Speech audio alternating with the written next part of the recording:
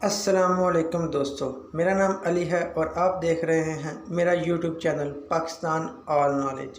मैं खैरियत से हूं और उम्मीद करता हूं आप सब खैरियत से होंगे।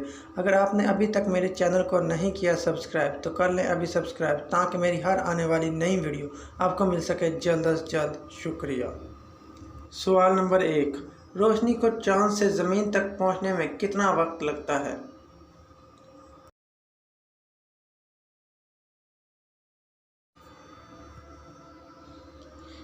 इसका सही जवाब है 1.3 सेकंड में। सवाल नंबर 2, दुनिया में सबसे ज़्यादा कौन सा फल खाया जाता है?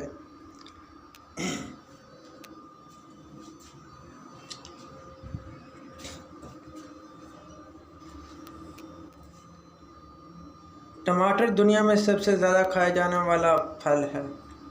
सवाल नंबर 3, वो कौन से दो फल हैं जिनको सूंघने से वज़न कम होता है?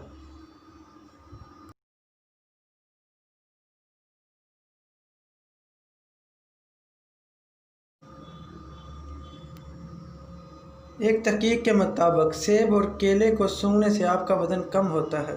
सवाल नंबर 4, वो कौन सा जानवर है जो न अंडे देता है न बच्चे?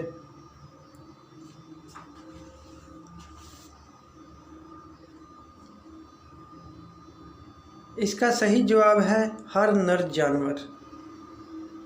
सवाल नंबर 5, वो कौन सा जानवर है जो खड़ा होकर सो सकता है?